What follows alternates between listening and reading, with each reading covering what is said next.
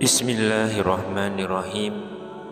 Assalamualaikum warahmatullahi wabarakatuh. Syukur alhamdulillah kita masih dipertemukan kembali di channel ini. Salawat dan salam selalu dan tetap tercurahkan kepada junjungan kita Nabi besar Muhammad sallallahu alaihi wasallam. Allahumma sholli ala sayyidina Muhammad wa ala ali sayyidina Muhammad. Harapan dan doa saya semoga sahabatku semuanya selalu diberikan kesehatan, dilapangkan rezekinya, diampuni dosa-dosanya, dipanjangkan umurnya, dan semoga kita tidak mati kecuali mati dengan beriman dalam Islam.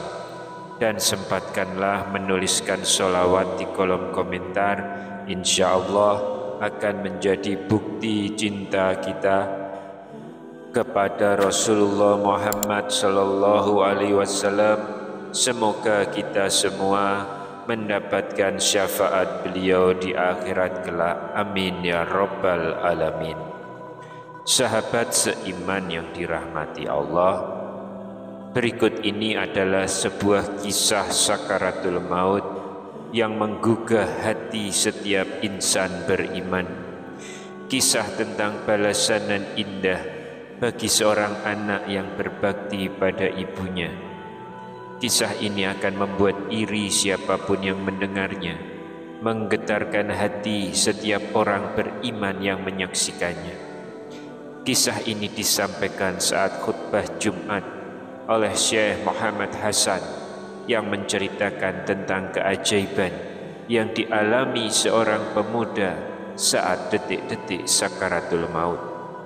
Sesungguhnya tidak asing lagi bagi siapapun yang mengenalnya bahwa dirinya adalah sosok pemuda masa kini yang amat cinta dan berbakti kepada ibundanya.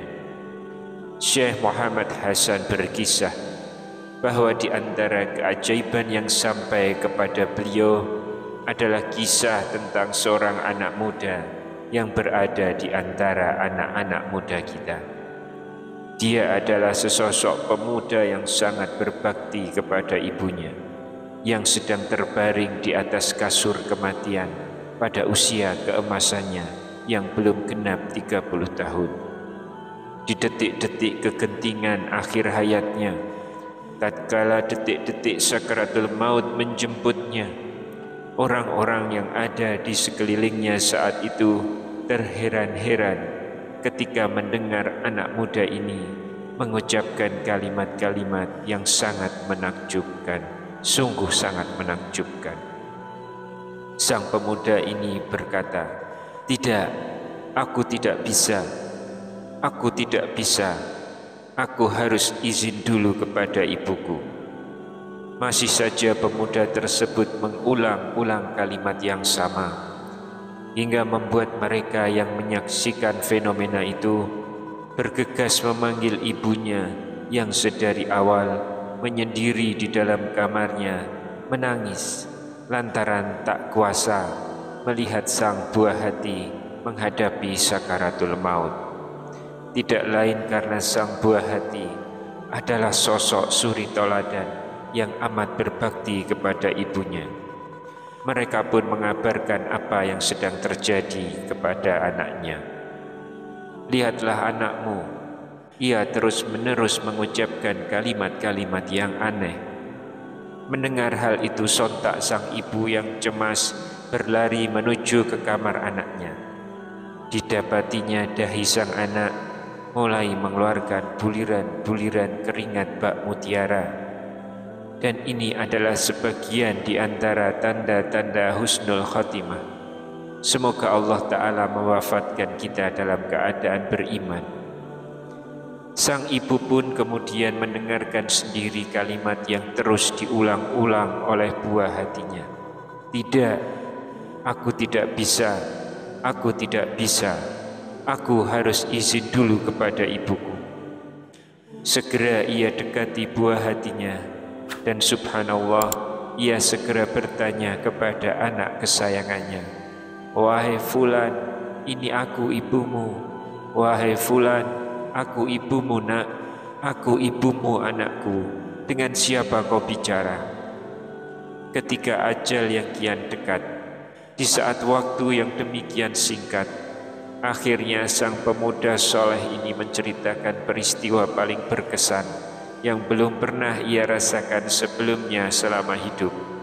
Ia pun menoleh kepada ibunya seraya berkata, "Wahai ibuku, seorang gadis yang sangat cantik jelita ibu. Belum pernah aku melihat gadis secantik itu. Ia datang kemari. Sungguh aku melihatnya persis di hadapanku. Ia datang melamarku untuk dirinya, ibu. Aku bilang kepadanya tidak. Aku tidak bisa sampai aku minta izin dulu kepada ibuku." Maka sang ibu pun langsung menimpali, "Aku izinkan anakku. Sungguh dia adalah huriyatun, bidadari dari surga untukmu. Aku sudah izinkan nak. Sedemikian tinggi inikah derajatmu wahai pemuda, hingga istrimu di surga datang kepadamu membawa kabar gembira sementara dirimu masih ada di dunia. Janganlah kalian kaget, tidak perlu kalian semua heran, karena dalam kondisi seperti ini, seorang mukmin akan diperlihatkan tempat tinggalnya di surga dan di neraka. Ia akan melihat tempatnya di sisi Allah Azza wa Jalla. Bahkan ia akan melihat para malaikatnya. Ia benar-benar melihat malaikat dengan mata kepalanya. Ia pun akan mendengar sebuah bisyarah atau kabar gembira. Allah akan meneguhkan orang-orang beriman dengan kalimat sabit La ilaha illallah dalam kehidupan dunia dan akhirat. Dan Allah akan menyesatkan orang-orang yang zalim. Allah melakukan apa saja yang Ia kehendaki. Quran Surat Ibrahim ayat 27. Dan maha benar Allah Ta'ala yang berfirman, "Sesungguhnya orang-orang yang berkata Rabb kami adalah Allah, kemudian mereka beristiqomah dengannya, maka para malaikat akan turun kepadanya seraya berkata, janganlah kalian takut." Di mana kejadian itu?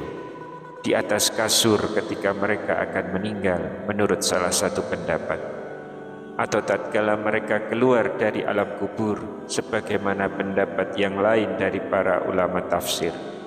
Janganlah kalian takut dan jangan pula bersedih. Berbahagialah kalian dengan surga yang telah dijanjikan untuk kalian. Quran Surat Fussilat ayat 30. Wallahu a'lam bishawab. Demikian yang bisa saya sampaikan di kesempatan kali ini. Semoga dapat memberi manfaat untuk kita semua. Amin ya rabbal alamin. Wassalamualaikum warahmatullahi wabarakatuh.